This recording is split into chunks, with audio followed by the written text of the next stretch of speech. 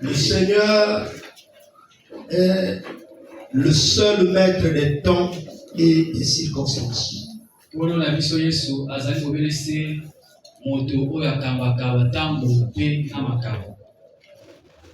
Il est celui qui a organisé cette réunion ce matin. C'est un rendez-vous entre lui et nous. J'essaye de regarder de gauche à droite. Je ne crois pas qu'ici qu'il y ait quelqu'un qui soit arrivé pour la première fois. Est-ce qu'il y a une personne qui est arrivée pour la première fois ici?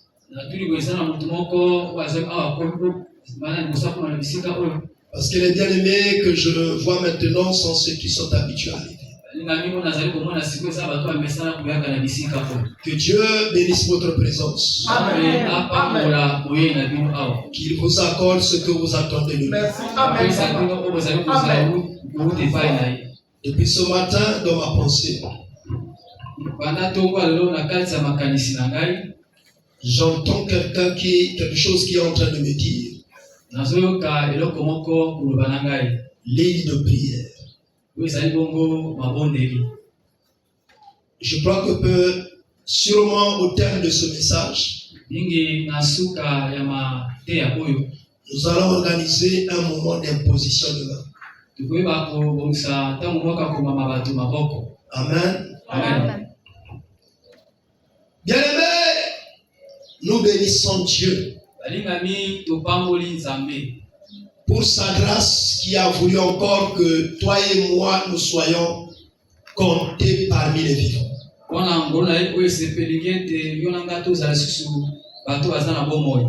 En réalisant cette grâce, nous ne pouvons tarder de nous agenouiller devant sa présence.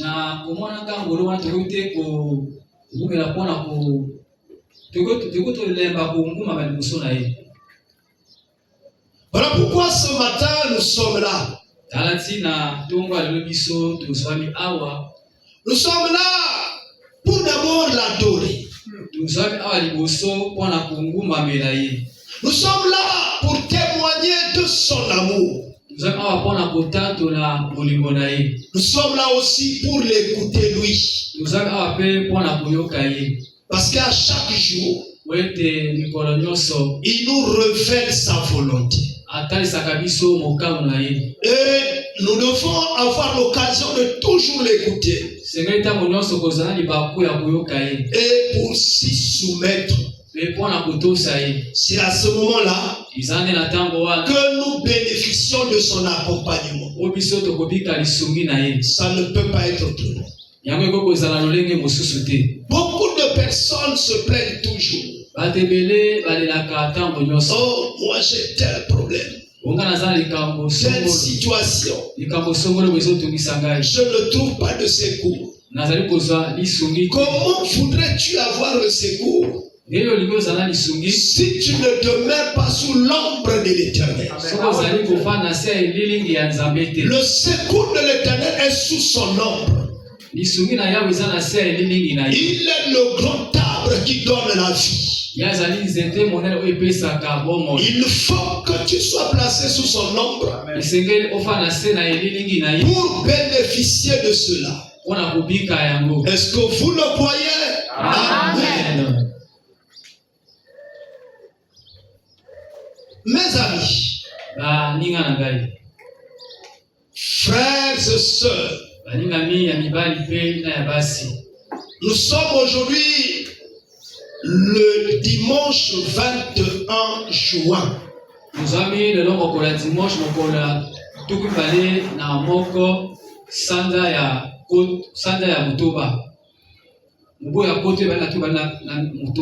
Nous sommes le dimanche 21 juin 2026.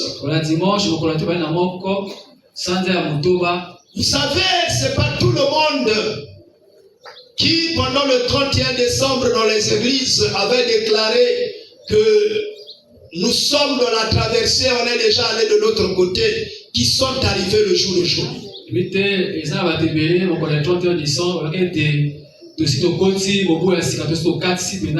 La déclaration est une chose. Mais la connexion avec Dieu en est une autre. Rien devant Dieu n'est caché. Alors ce matin, nous allons parler des attentes du Seigneur envers son peuple. Très bien. Les attentes du Seigneur envers son peuple. Ou qu'est-ce que Dieu attend de toi et de moi? Cela te concerne personnellement. Il ne faut pas regarder l'autre. Ce message t'est adressé de manière personnelle. Donc consomme cela comme un repas qui t'a été servi dans ton assiette à toi. Ne commence pas à regarder quiconque à chaque fois que tu entends un mot. Alors, que dois-je faire? Ou qu'est-ce que Dieu attend de moi et que dois-je faire? Oh, si vous voulez bien, je pourrais regarder Jacques chapitre 4. Les versets 1 à 10. En étant en position de départ, nous allons lire. Jacques chapitre 4, 1 à 10. D'où viennent les luttes? D'où viennent les querelles parmi vous? N'est-ce pas de vos passions qui combattent dans vos membres?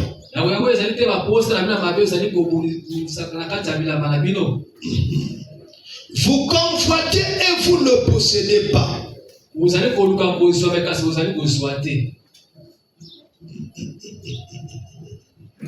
Vous êtes meurtrier et envieux.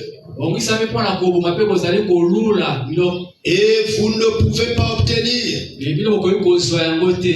Vous avez des querelles et des luttes.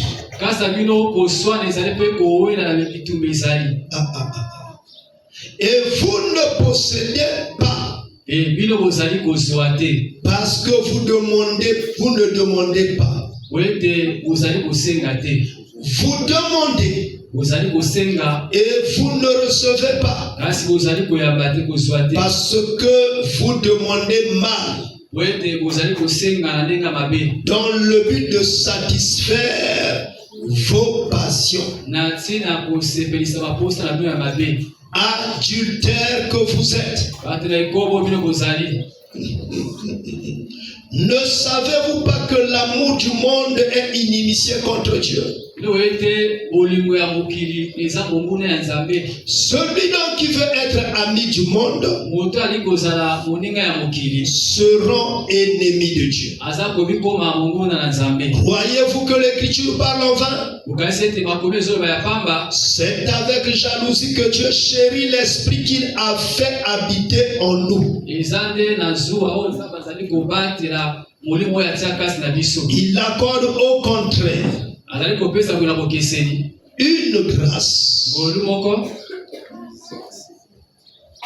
une grâce plus excellente. C'est pourquoi l'Écriture dit: Dieu résiste aux orgueilleux, mais il fait grâce aux humbles. Soumettez-vous donc à Dieu. Résistez au diable, il fuira loin de vous. Approchez-vous de Dieu et il s'approchera de vous. Nettoyez vos mains pécheurs. Nettoyez vos mains pécheurs. Purifiez vos cœurs. Hommes irrésolus. Sentez votre misère. Soyez dans le deuil et dans les larmes. Que votre rire se change en deuil. Votre joie en tristesse. Humiliez-vous devant le Seigneur et il vous élèvera. Alléluia. Amen.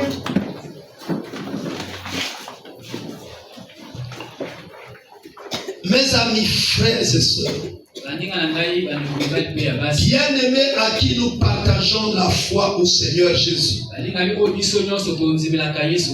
pendant que nous sommes ici sur terre,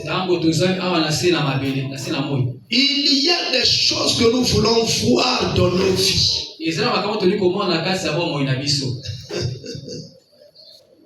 Mais souvent, ces choses-là s'opposent à la volonté de Dieu.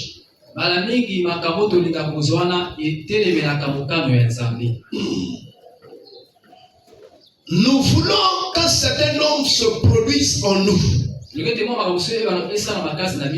Mais ces choses que nous voulons voir s'opposent très souvent à la volonté de Dieu. Nous avons lu ensemble le passage de Jacques. Le 4e chapitre, le verset 1 à 10. Et c'est ce passage-là qui va nous aider à comprendre ce que nous nous sommes dit à l'introduction. Comment nous souhaitons voir un certain nombre de choses se réaliser dans notre vie. Et nous y prions même pour ces choses-là. Mais il arrive que nous ne les voyons pas. Rappelons-nous déjà de ce que nous avons lu ici. Et dans Jacques 4, premier 1 à 4. Et je voudrais même m'arrêter déjà à 3 déjà. Déjà même à 3. La Bible nous dit d'où viennent les luttes. On peut traduire cela par combat, n'est-ce pas? Ou des tiraillements, n'est-ce pas? Et d'où viennent les querelles parmi nous? Bien qu'on dit parmi vous, mais parmi nous. Parce que toi et moi, on se retrouve. La Bible répond en même temps. N'est-ce pas vos passions qui combattent dans vos membres? Vous convoitez et vous ne possédez pas.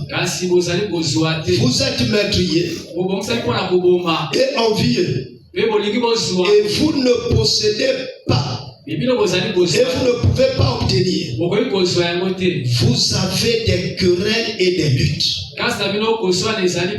Et vous ne possédez pas. Parce que vous ne demandez pas. Maintenant, la Bible dit encore une chose contraire. Vous demandez et vous ne recevez pas. Parce que vous demandez mal. Dans le but de satisfaire vos passions. Lorsque nous regardons ce passage, nous voyons ici l'origine des soucis quotidiens qui créent une séparation entre nous et Dieu. Mon ami, ce n'est pas que Dieu ne nous voit pas. David disait, où irai-je loin de la face de l'Éternel? David nous faisait savoir que nulle part on peut se dérober de Dieu. Quel que soit l'endroit où nous trouvons, Dieu nous voit. Il y a même des fois tu crois que ta situation, Dieu ne la connaît pas. Tu te trompes. Dieu connaît parfaitement ton problème. Il connaît parfaitement tes difficultés. Il connaît comment tu souffres. Mais tu me dis, mais pasteur, si c'est cela, c'est que ce Dieu n'a pas de cœur. Mais comment il peut voir son propre enfant souffrir? Mais encore, il faut que tu te poses la question. Est-ce que tu es réellement un enfant de Dieu? Pendant que tu te dis que tu es un enfant de Dieu, est-ce que tu l'es réellement? Il faut se poser cette question. Parce que les enfants de Dieu ont un caractère. Les enfants de Dieu ont une attitude. Les enfants de Dieu ont une manière de faire. Maintenant, regardons ce que Jacques 4 nous dit. Les versets 1 à 3. Ces versets-là nous révèlent des choses qui au quotidien se manifestent dans nos vies, qui nous font opposer à la volonté de Dieu, qui sont le contraire de la volonté de Dieu. La Bible nous pose la question: d'où viennent les luttes parmi vous? Alors, Dieu est en train de voir que parmi nous, il y a des luttes. Chacun de nous ici, lorsqu'on vient, on vient ici même à l'église, on demande qu'on prie. Qui a déjà prié pour son frère, pour sa soeur, pour que Dieu le bénisse? Amen. Il dit, mon frère que je vois à côté de moi là, Dieu bénis-le. Et tu sors là, tu ne dis pas que Dieu bénit moi. Je prie seulement pour ceux qui sont autour de toi. Mais qu'est-ce qui fait que tu ne pries que pour toi-même et pas pour les autres? L'égocentrisme. Tu fais tout pour toi. 2. Le manque d'amour. Parce que l'amour vous pousse à prendre la place de l'autre. Vous voyez que Dieu, en regardant la puissance de ces choses-là en nous, il nous pose la question: d'où viennent les luttes parmi vous? D'où viennent les querelles parmi vous? Vous voyez? Ça vient de nos désirs à nous. Le désir de chacun, c'est d'être au-dessus des autres. C'est dominer. C'est mieux que l'autre. Est-ce qu'en vivant de cette manière, nous ne vivons pas le contraire de ce que Dieu veut? Dieu nous aime tellement. Lorsque nous avons été corrompus par le péché, il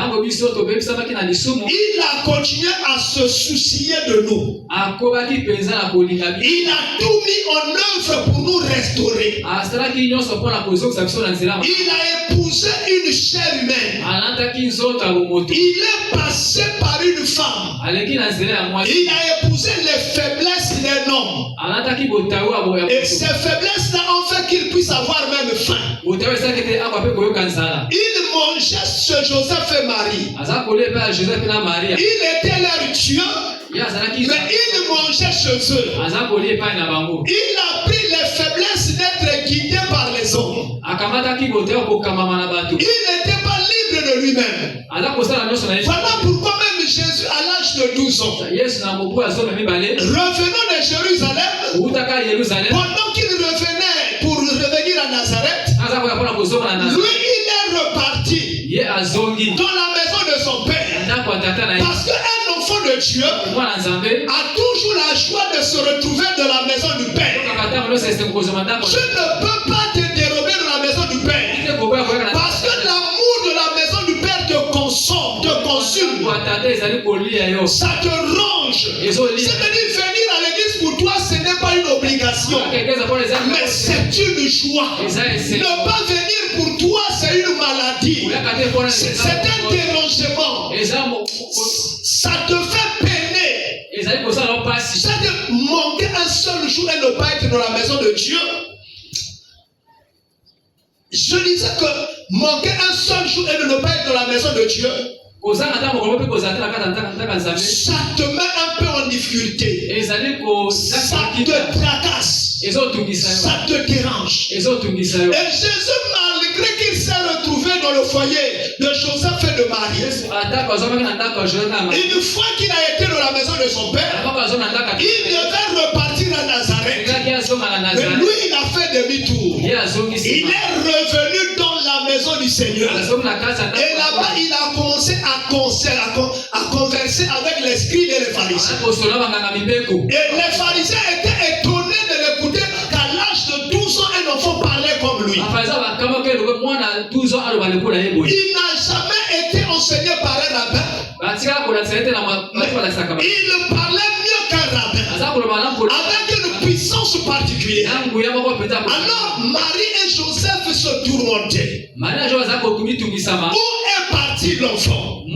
Ils ont commencé à le chercher. Et les gens lui ont rapporté que Jésus, il y a ton père et ta mère qui sont en train de te chercher. Il dit non. Lesquels sont mon père et ma mère? Lesquels sont mes frères et mes soeurs? Il dit mais c'est ceux qui aiment Dieu.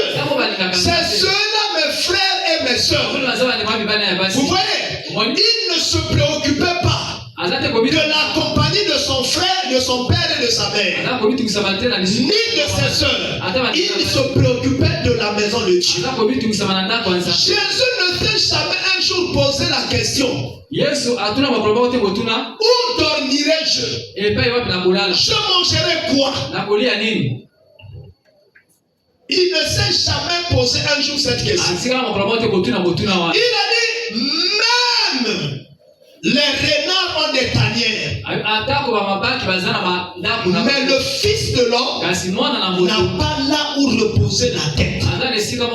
Parce que sa préoccupation principale, ce n'était pas les choses de la terre. Parce que les choses de la terre sont de l'avarice, frère. Tout ce que tu possèdes n'est que vanité pour vanité. Vous voyez, voilà pourquoi moi, à un moment, depuis un moment, j'ai compris que lorsqu'on vient dans la maison de Dieu, on vient à une fête. Et j'ai commencé à faire comme le frère Sylvain. Je viens en costume. Parce que c'est là-bas où il y a la joie parfaite. Alléluia. Alléluia. Parce que c'est là-bas où il y a le renouvellement du souffle de vie. Parce que c'est là-bas où il y a la consolation. Il faut que je montre à Dieu que je suis très content lorsque je viens dans ta maison. Je sacrifie à Dieu le meilleur que j'ai chez moi. Alléluia. Amen. Alléluia. Amen. Je donne à Dieu le meilleur qu'il y a chez moi. Or de vous et moi, qu'est-ce qu'on fait souvent? Lorsqu'on va à une fête qui n'a rien à voir avec Dieu, on met le meilleur qu'il y a chez nous. Lorsqu'on vient dans la maison du Seigneur, alors on essaie de voir qu'est-ce qu'il y a. Vous voyez? Alors commençons d'abord par changer cela. Par changer cette mentalité. Lorsque tu viens dans la maison de Dieu, sois merveilleusement attiré. Tant que tu le peux. Je ne dis pas que tu dois aller t'endetter ou emprunter. Tant que tu peux avoir le meilleur, tu viens à la rencontre du roi. Donne le meilleur de ta vie. Alléluia. Amen. Alléluia. Amen. La manière dont tu regardes Dieu, c'est la même manière, avec la même manière que tu donneras. C'est avec la même manière que tu recevras. Vous savez, Dieu est comme un champ. Si tu cultives dans ce champ en mettant toute ta force, en mettant toute ton attention, ce champ-là te donnera les meilleurs fruits. Mais si tu travailles dans ce champ négligemment aussi tu récolteras. La qualité de tes récoltes dépend de la qualité de tes semailles. Il y a une relation intime entre ce que tu sèmes et ce que tu vas récolter. Si tu récoltes mollement à l'œuvre de Dieu,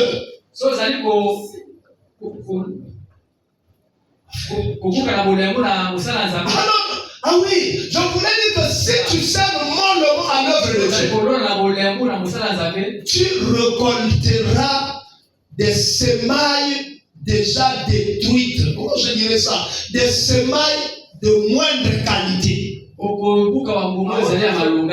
Je vais vous prendre la parabole des 3 serviteurs. Leur maître partait à un long voyage. Rappelez-vous que le maître c'est le Seigneur Jésus. Il partait à un long voyage. Il les appela tous. Il nous fait un premier. Il dit toi là, voici 3 pièces. Non, il dit c'est le premier on avait 5. Il te dit moi je te donne 5. Je reviendrai. Va et fais ce que tu pourras. Il appelle un deuxième. Il dit toi, c'est 3 pièces. Il appelle un troisième. Il dit toi, c'est une seule.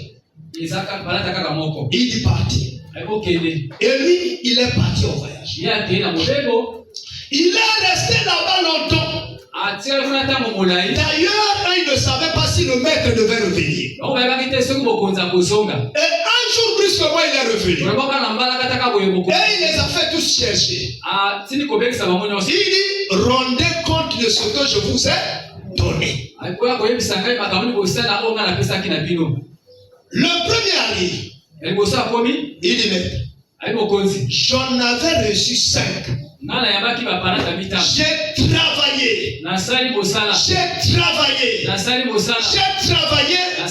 Aujourd'hui j'en ai 10. Le maître lui dit, bon serviteur, rentre dans la joie de ton maître. Première déclaration, il le qualifie de bon serviteur. Le Seigneur aime des serviteurs fidèles. Mais des serviteurs qui travaillent pour que son œuvre aille de l'avant. Il lui rentre dans la joie de son maître. Et lorsque un serviteur travaille avec ardeur dans l'œuvre de Dieu, Dieu le met dans une portion particulière. Il l'introduit dans un domaine qui est réservé aux gens particuliers. Alléluia. Alléluia. Amen. Lorsque tu travailles avec fidélité pour faire agrandir le royaume de Dieu, Dieu te placera à une position particulière. Il lui a dit, rentre dans la joie de ton maître. Tu vois, si tu bénéficies de la joie de ton maître, tu peux bénéficier de n'importe quel type de cadeau. Parce que le maître ne s'arrête pas seulement à parler. Lorsque regardez les soldats, lorsqu'il a bien travaillé, vous savez comment son maître manifeste sa satisfaction avec son soldat? Il lui fait porter un nouveau galon. qui est plus élevé que le galon qu'il avait avant. Et celui qui est plus élevé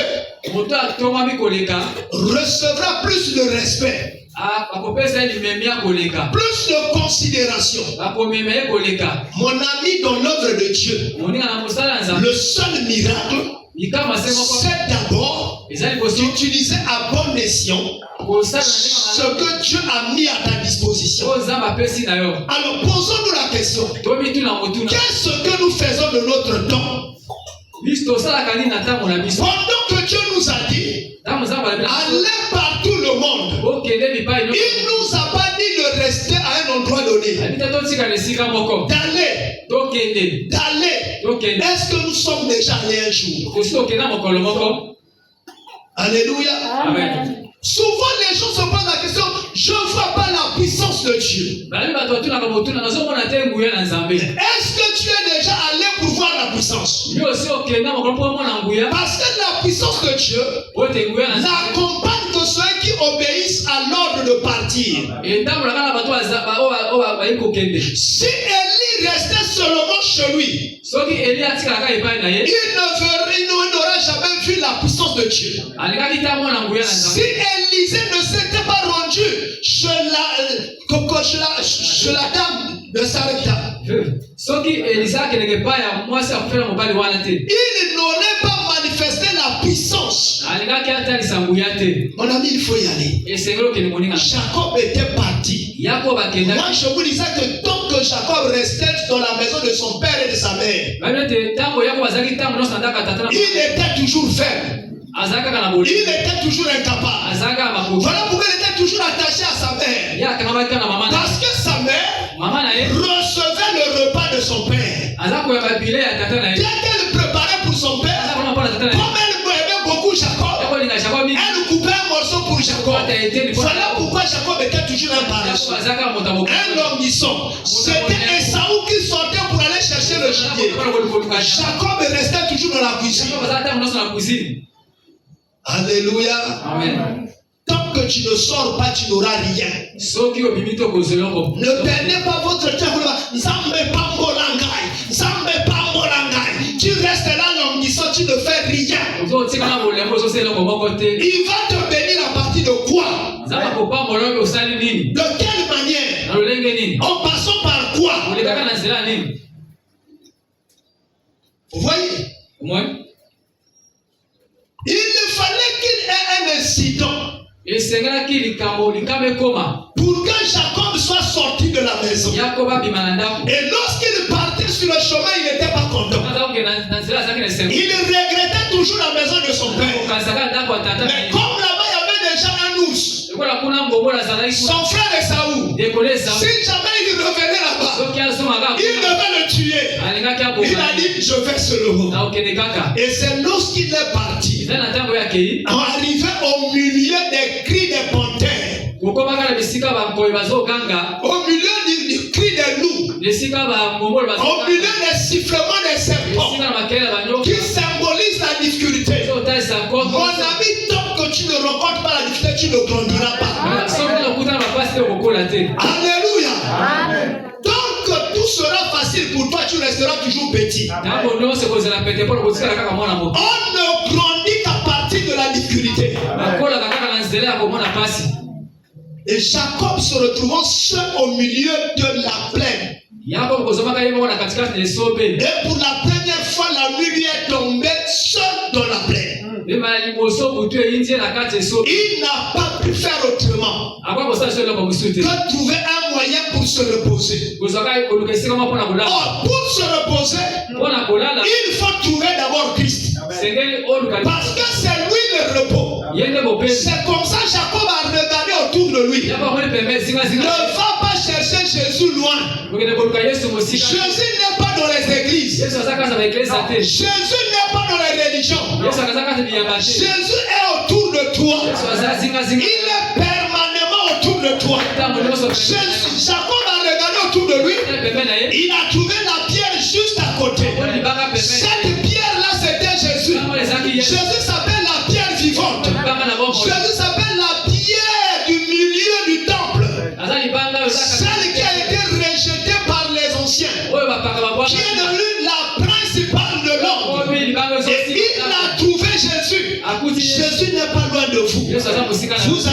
chercher chez les prophètes. Vous allez le chercher chez les apôtres. Vous allez le chercher chez les bishops. Je ne sais pas chez les pasteurs. Chez les évangélistes. Mais Jésus est avec toi. Il n'est pas loin de toi. Il est présent maintenant. Il sera présent demain. Il sera présent éternellement. Et partout. Il n'y a pas un seul endroit que Jésus ne soit pas. Il faut que tu changes ta manière de chercher Jésus.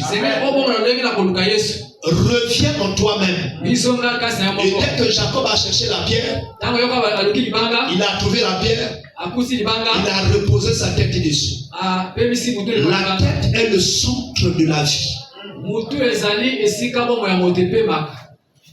La tête commande toutes les décisions d'une personne.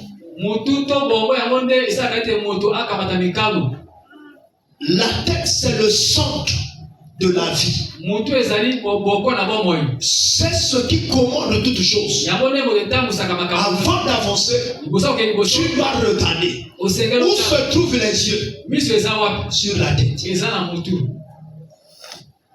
Si tu veux respirer, c'est par les narines. Le nez, c'est dans la tête. Les oreilles, c'est toujours là-bas. La bouche, c'est là-bas. Le cerveau, c'est là-bas. Si tu reposes ta tête, tu donnes toute ta vie à Jésus. Mon ami, nous lorsque nous disons que nous donnons notre vie à Jésus, nous gardons encore une partie. Donne ta vie à Jésus. C'est lorsque Jacob a reposé sa tête sur la pierre, c'est à ce moment-là qu'il a vu le ciel s'ouvrir. C'est à ce moment-là qu'il a vu les anges de Dieu descendre. C'est à ce moment-là qu'il a vu l'obscurité changer en lumière.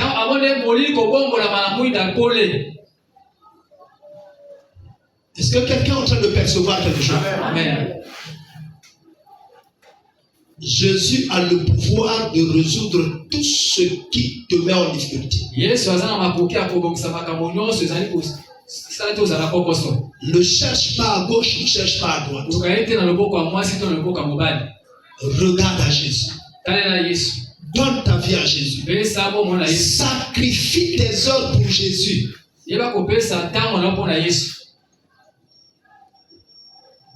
On a dit il y a un mystère pour tous ceux qui vont évangéliser.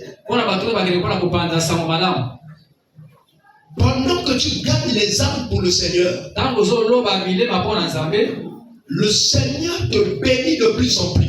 Il te donne plus de force et plus d'intelligence.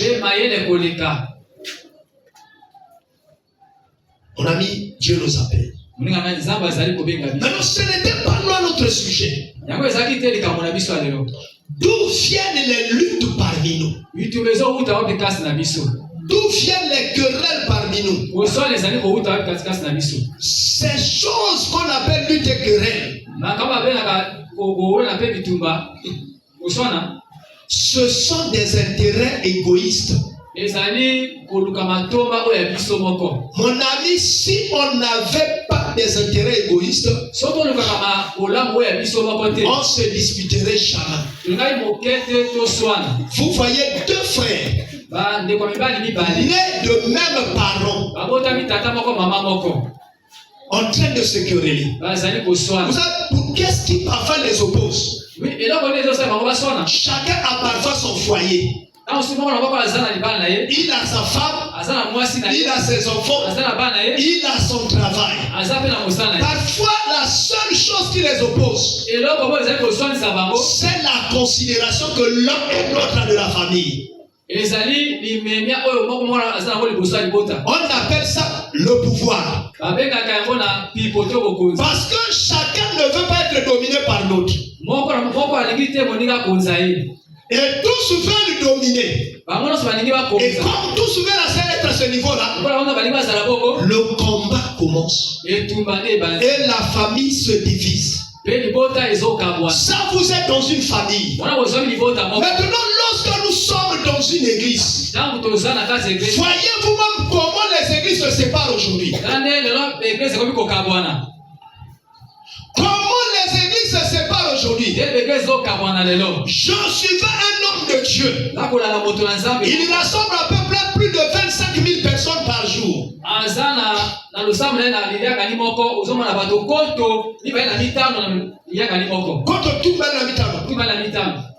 Et il dit, mais frère, tu l'avais dit devant l'église que tu ne me quitteras jamais. Parce que Dieu t'avait montré que je suis ton pasteur. Le jour que tu me quitteras, tu rentreras à l'égarement. Maintenant, toi aussi, tu m'as quitté. Tu as commencé ton église. Est-ce que ce Dieu-là a changé? Est-ce que Dieu l'a parlé autrement? Alors le frère lui répond. Il dit non. En ce temps-là, Dieu avait utilisé d'abord un langage. Et puis le langage de Dieu a évolué. Vous voyez? Qu'est-ce qui a évolué? Est-ce que c'est Dieu ou c'est l'égoïsme qui est dans la personne? Parce que sûrement la personne n'a pas pu supporter de voir que ce type-là a un troupeau maintenant de 25 000 personnes. Et que toutes les dîmes de 25 000 personnes lui reviennent. Il a dit, moi aussi, je prêche bien. Je prie pour les malades qui sont guéris. Beaucoup de gens ont confiance en moi. Et puis les partenaires, les financiers de l'église lui ont dit, frère, tu ne peux pas toujours rester sous lui. Il y a un temps de séparation. Par maintenant, qu'est-ce qui nous a divisés? Qu'est-ce qui nous a séparés? L'intérêt égoïste. Voilà pourquoi Christ nous pose la question. À travers son serviteur Jacques. Il nous révèle que les intérêts égoïstes détruisent nos relations. Mon ami, tu peux être même avec ton mari à la maison, même avec ta femme à la maison. Les intérêts égoïstes peuvent vous séparer. Ça peut vous créer le divorce. Je vous mens pas. Il y a des femmes qui quittent leur mari pour le motif de ne pas avoir à organiser son anniversaire. Il y a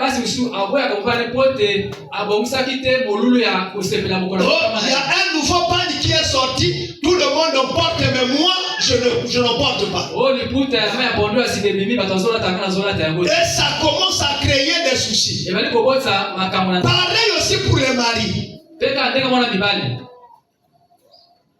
Oh, la femme d'un tel fait ceci, mais toi, tu ne me fais pas cela. Lorsque je vais chez un tel, je vois ce que sa femme sait. Mais lorsque je viens ici, je suis malheureux. Et ça le sort de la rue, il parle de Marguerite à Marie. Non, c'est-à-dire il abandonne sa femme Marguerite pour aller chercher Marie. Et comme Marie n'est pas mariée, elle veut avoir une position. Elle envoie d'abord l'huile. Elle envoie d'abord l'huile. Parce que attention, lorsque l'huile sera terminée, il y aura le gasoil qui va arriver. Alléluia. Amen. Alléluia. Amen. Non, on n'est pas là-bas. Que Dieu bénisse son église. Que Dieu bénisse son église. Frère, d'où viennent les luttes? D'où viennent les querelles? C'est la question que la Bible nous pose. Ça vient de nos intérêts égoïstes. Et Jacques les symbolise par les querelles et les combats.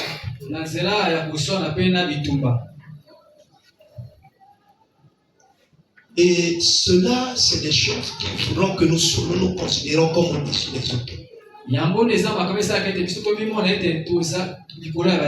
Chercher à être meilleur par rapport à l'autre. Avoir une position plus élevée que l'autre. Avoir une considération plus élevée que l'autre. Et ces choses-là finissent par faire naître des querelles.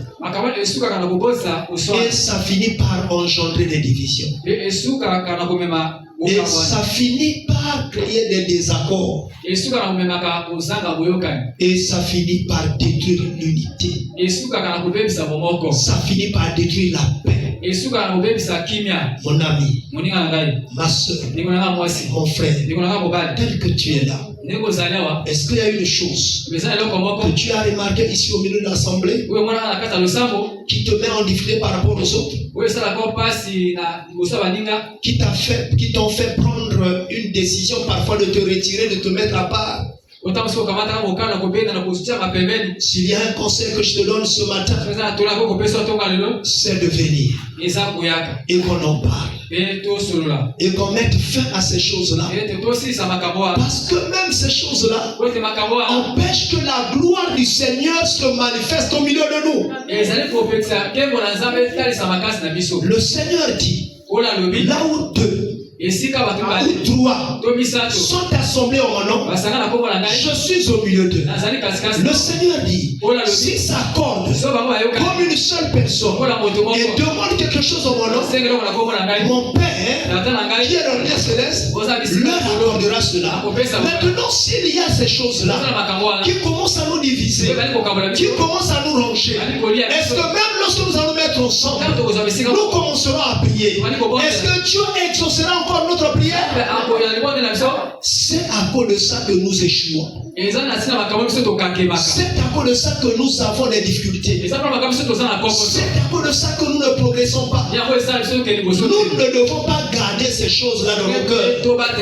Libérons nos cœurs. Mettons-nous ensemble dans la sincérité, dans la vérité. Je ne sais pas pourquoi le Seigneur nous le dit ce matin. Sur le moment qu'il est en train de lire le cœur de quelqu'un, sur le moment qu'il est en train de lire les sentiments de quelqu'un, sur le moment qu'il est en train de nous dire que l'Église connaît des difficultés, parce qu'il y a des gens qui entretiennent des pensées qui ne mettent pas tout le monde en communion, qui créent des fissures et des scissions. Revenons à l'éternité. Voyez comment l'apôtre Paul on parle de ces choses-là. Est-ce que quelqu'un est là? Prenons Romains chapitre 7. Le verset 23.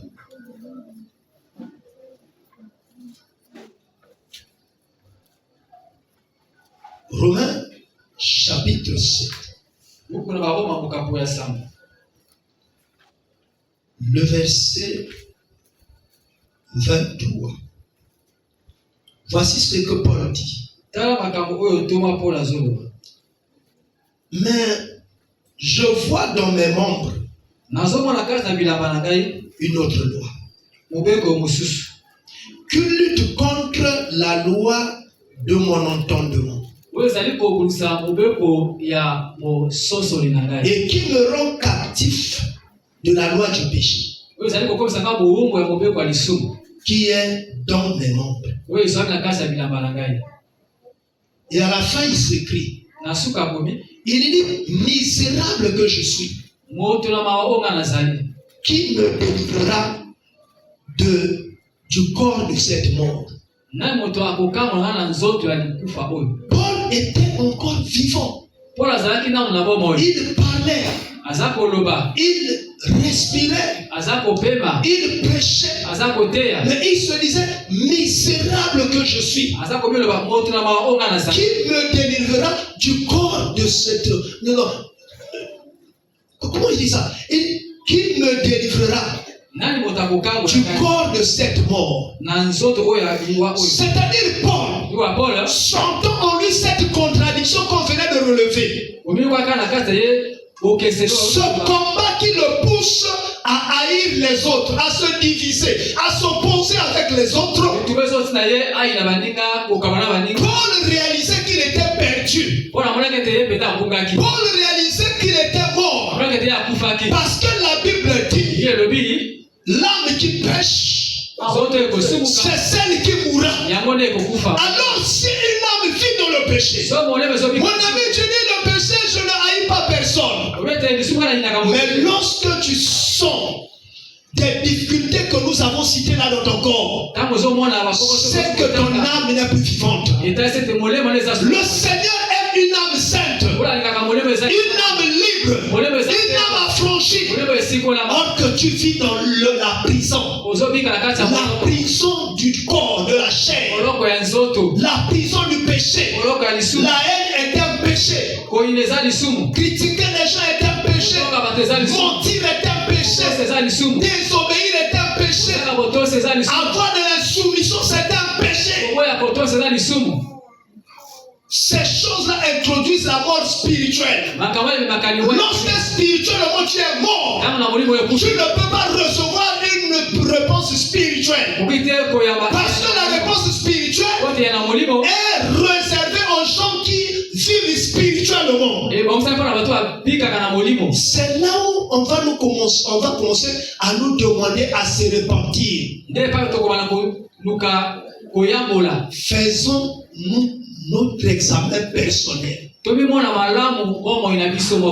le Seigneur n'aime pas les gens qui regardent les autres, qui jugent les autres, qui critiquent les autres. Que chacun de nous se regarde d'abord lui-même. Regarde toi-même. Qu'est-ce qui t'empêche d'être libre?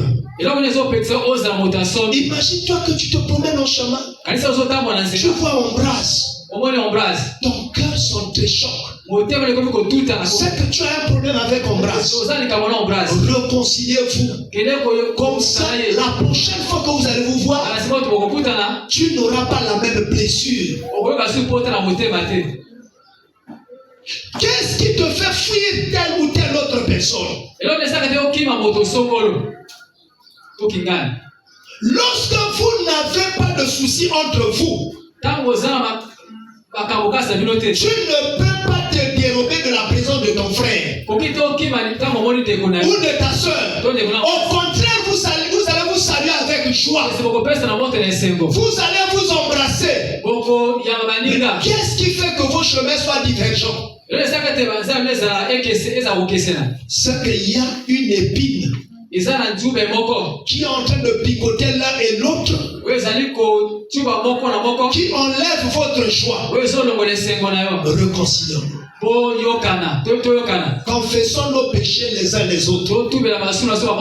Revenons ensemble. Lorsqu'on a fait comme ça, on doit oublier le passé. Ne rappelez pas les événements passés. Et surtout les événements malheureux. Surtout les événements qui ont déchiré. Ne rappelez jamais ça. Ça détruit les foyers. Ça détruit les relations. Ça détruit même les subalternes et les autorités. Est-ce que quelqu'un entend la voix de Dieu? Amen. Amen. Mon ami, je veux avancer. Je veux avancer, mon ami.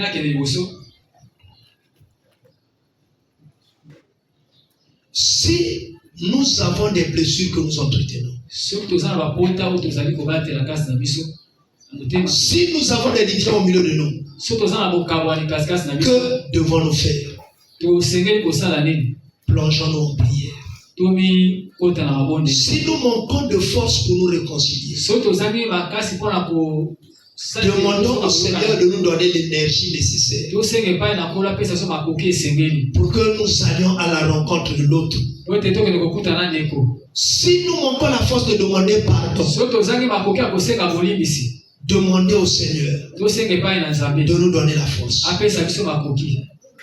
Mais l'apôtre Pierre, qu'est-ce qu'il dit? Il nous donne le conseil de nous abstenir. Regardez 1 Pierre chapitre 2. 1 Pierre chapitre 2, le verset 11. Je veux que tu regardes là-bas pour que j'y arrive.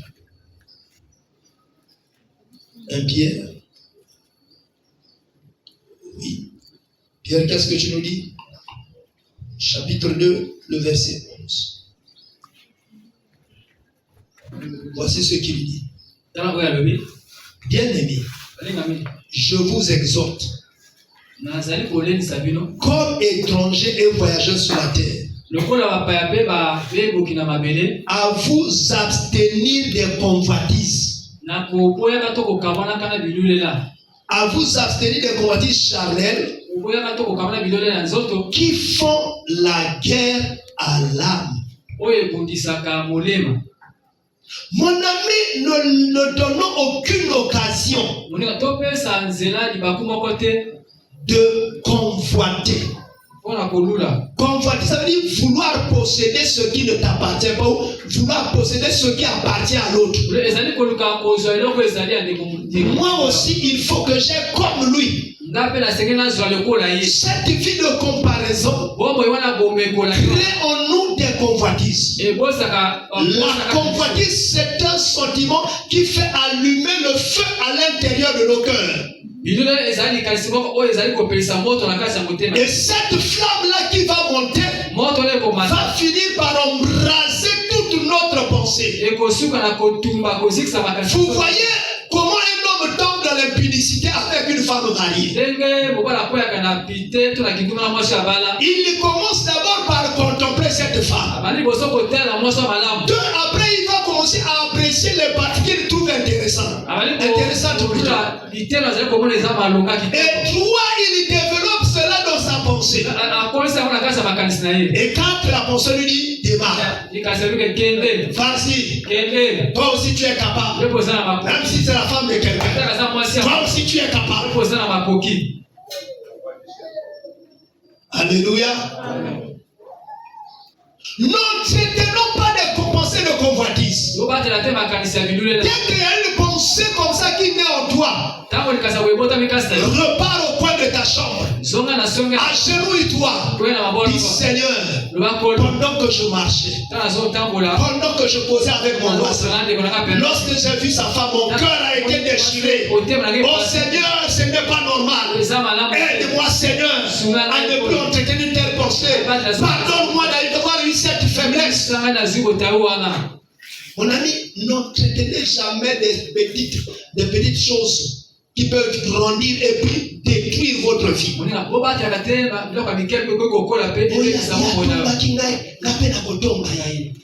Attention, ce sentiment de vengeance-là va commencer à te détruire. Toi qui avais une vie saine, tu vas commencer à avoir une vie qui va être amorcée par le péché.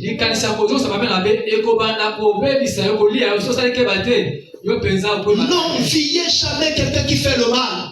Parce que qu'elle est devenue riche parce qu'il vole dans son travail. Ah mais moi aussi je dois faire comme lui. Tu vas devenir voleur. Et t'éloigner du paradis. Mon ami, je voudrais que nous regardions bien. Maintenant, je veux pousser encore un peu. Parce que là, je n'étais qu'au début de ma prédication. Maintenant, lorsque je touche les versets 2 et 3, la Bible nous révèle pourquoi à chaque fois que nous demandons à Dieu quelque chose, il ne nous l'accorde pas. Regardez bien. Parce que nous demandons d'abord pour satisfaire nos convoitises. D'abord pour satisfaire nos convoitises. Parfois on demande une chose qui n'est pas nécessaire.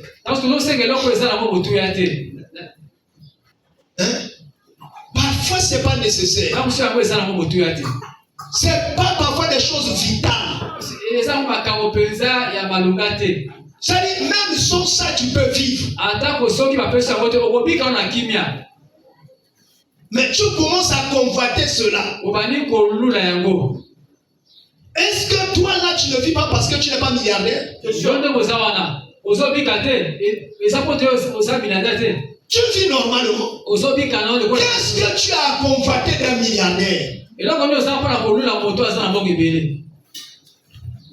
Contente-toi de ce que Dieu t'a déjà donné. Ce que Dieu t'a donné, bénis Dieu pour ça.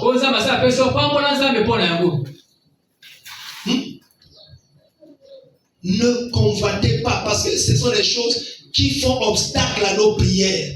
Vous savez, la plupart du temps, nous prions, mais nous ne recevons pas. Pourquoi?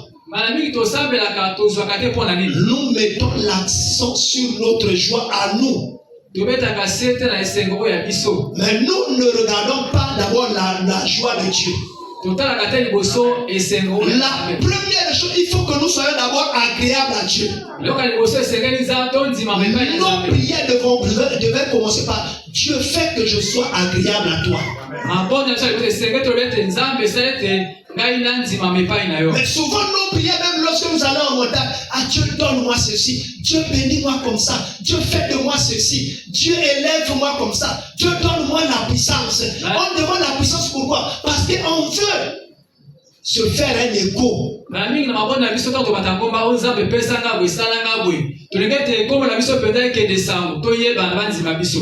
On veut avoir une position. Si toi tu veux avoir une position, quelle est la position que tu donneras à Dieu? Or que Dieu veut que tu sois adorateur. Toi tu veux maintenant qu'on t'adore. Est-ce que ta demande n'est pas contraire à la volonté de Dieu?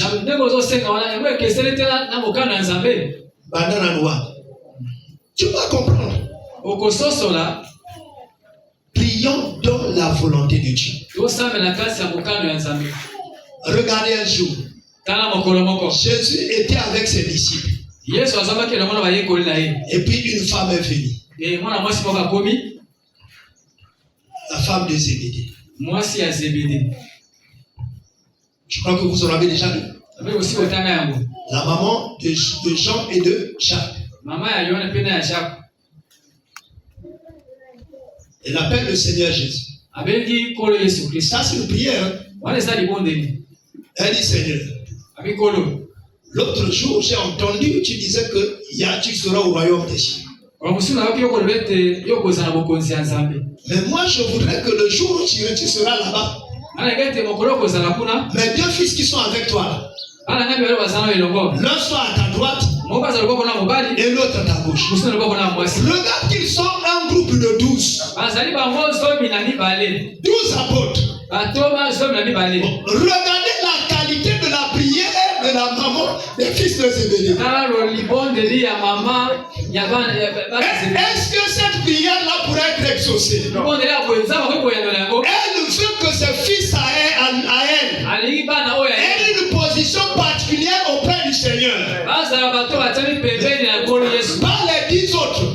Pour elle, les 10 autres, c'est tant pis. C'est d'abord Jacques et Jean. Seigneur, lorsque tu seras là sur ton trône éternel, l'un à gauche, l'autre à droite. Mes deux enfants. Alléluia. Amen. Mais c'est ce que nous faisons comme prière. Non, attendez. Vous trouvez ça bizarre. Mais ça nous donne une image parfaite de nos prières. Tu sais les quantités de choses que tu demandes à Dieu. Mais pourquoi tu les demandes? Parce que ta chair réclame ces choses-là.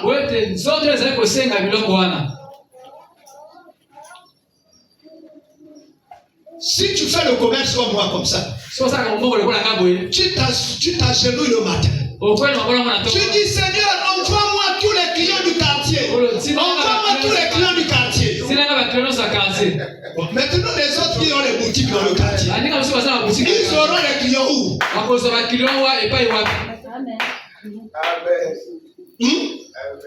Envoie-moi tous les clients du quartier. Vous voyez? Ça semble être quelque chose de banal. Mais les autres, ils seront comment? Mon ami, ayons un peu d'humilité dans nos prières. Pendant que nous demandons des choses, que l'amour nous conduise aussi à avoir un peu d'humilité. Alors, et je veux aller encore plus vite. Vous allez vouloir faire la fin. Vous voyez, bien aimé, c'est comme ça que dans Jacques 4.4, la Bible nous qualifie d'adultère. Pourquoi? Parce que nous demandons à Dieu en s'opposant à sa volonté. Tout à l'heure, vous-même, vous avez compris que cette maman n'avait pas raison. Mais pour elle, la prière là était normale. C'était une bonne prière. Tu vois quelqu'un, il est là à l'église. Nzambe salangana zwa visa na kenda poto. Soka lobi salangana zwa visa na kenda poto. Nzambe pambola ndako na biloko salebe. Biyo lobo kenda poto. Oli pambola ndako na ndako ko tikala. Apa kwa ngosu kwa nani? Vous voyez? C'est-à-dire tu demandes tout. Et rien pour les autres. Heureusement que Dieu est bon. Si Dieu était comme moi là, moi aussi je suis fatigué. Mais lui ne se fatigue jamais. Acclamons Dieu pour son amour. Quelqu'un peut prendre chapitre 5, on va lire le verset 14. Si quelqu'un est là, il peut aller rapidement. 1 Jean chapitre 5, le verset 14. Quelqu'un est arrivé? Oui. Allons-y, frère. Lisons la parole de Dieu dans le livre de 1 Jean, chapitre 5, le verset 14. Rendons grâce à Dieu. Nous avons auprès de lui cette assurance. Nous avons auprès de lui cette assurance. Que si nous demandons quelque chose selon sa volonté,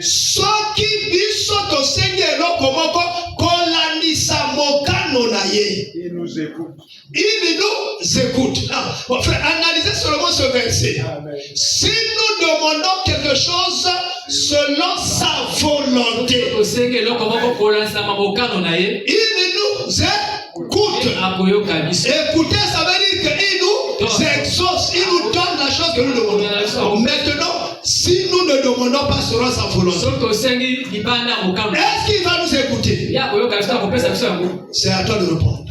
Les prières qui se captent de la volonté de Dieu ne peuvent pas être exaucées par Dieu. Car sa parole est l'expression de sa volonté. Prends Jacques chapitre 4. Les versets 5 et 6, frères. On va partir. Jacques chapitre 4, les versets 5 et 6. Jacques 4, le verset 5 et 6. Croyez-vous que l'Écriture parle en vain? Savez que jalousie que Dieu chérit l'esprit qu'il a fait habiter en vous.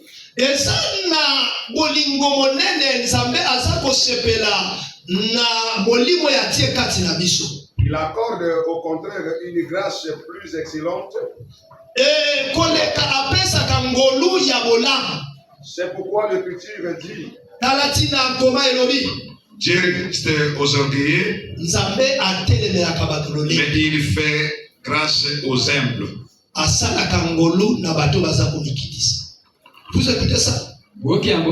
Nous sommes ainsi invités, bien aimés, à s'approprier d'abord la parole de Dieu. Chacun doit connaître la parole de Dieu. Il faut s'asseoir là où on écoute la parole de Dieu. Il faut lire la parole de Dieu. La méditer tous les jours. Sinon, nous aurons l'impression que le Dieu qui travaillait avec Élie, qui avait fermé le ciel pendant 3 ans et demi, n'est plus le même Dieu. Le Dieu d'Élie continue à faire les miracles, mais ça dépend de quelle manière. Pourquoi nous demandons cela? Est-ce que Dieu ne se retrouve dans notre demande? Ou cette demande ne satisfait que nous? Et Dieu ne gagne rien dedans. Voyez-vous? Sinon, on aura l'impression que Dieu ne fait plus rien. À ce moment-là, qu'est-ce qu'il faut faire? La solution nous est révélée à partir des versets 7 et 10. Les dernières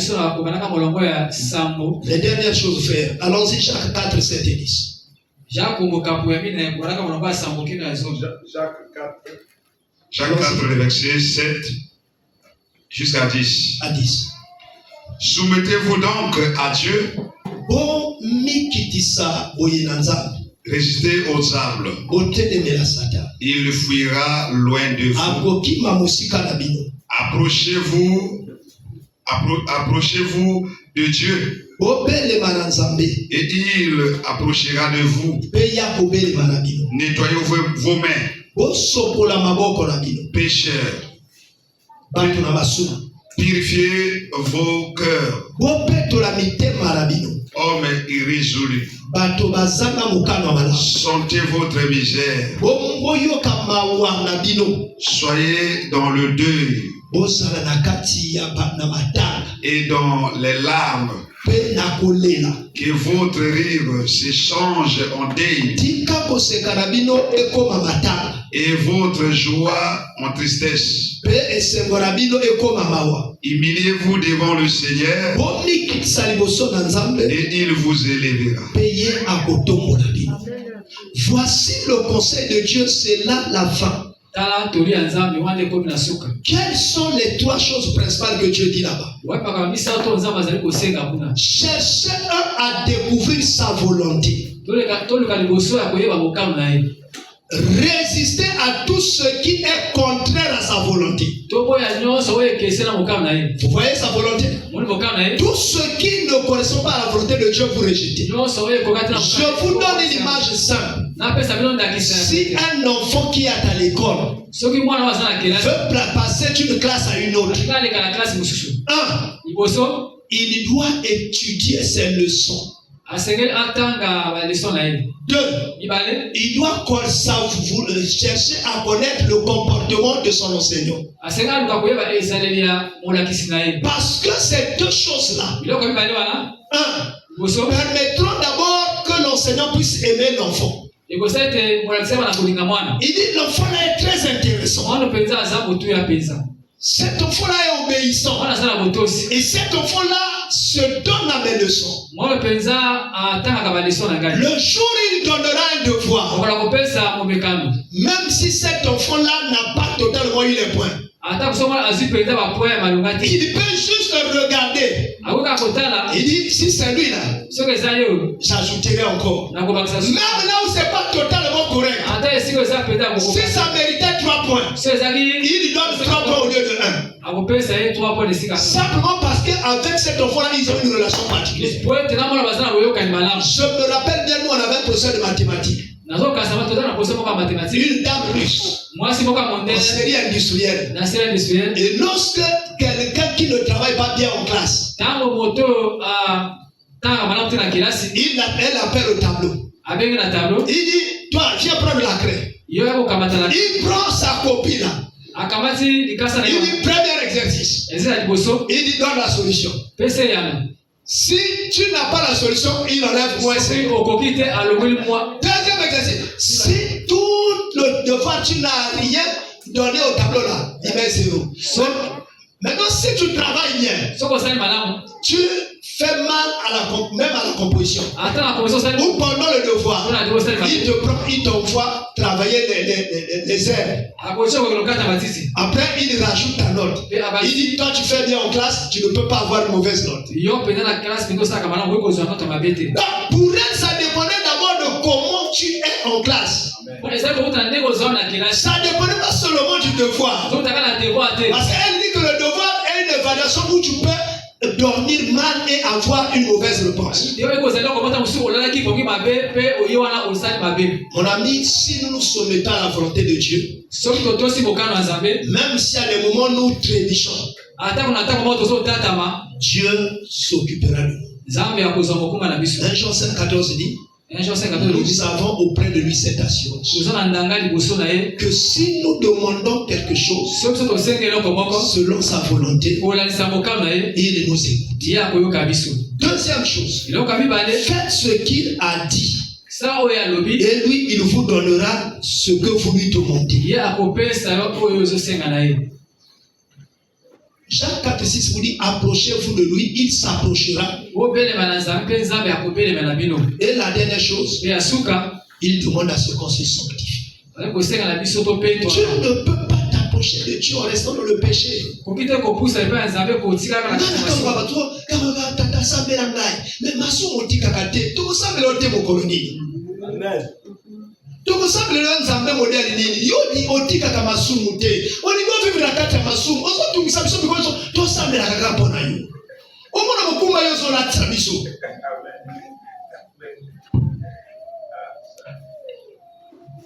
Tu nous fais beaucoup mal sans que tu comprennes. Je t'en supplie, abandonne le péché. Abandonne la mauvaise langue. Abandonne le mensonge. Abandonne la mauvaise vie. Abandonne les mauvaises consommations, mon ami. Jésus t'aime. Il est prêt à tout te donner. Mais change ta position. Lui, il changera ta situation. Que Dieu vous bénisse.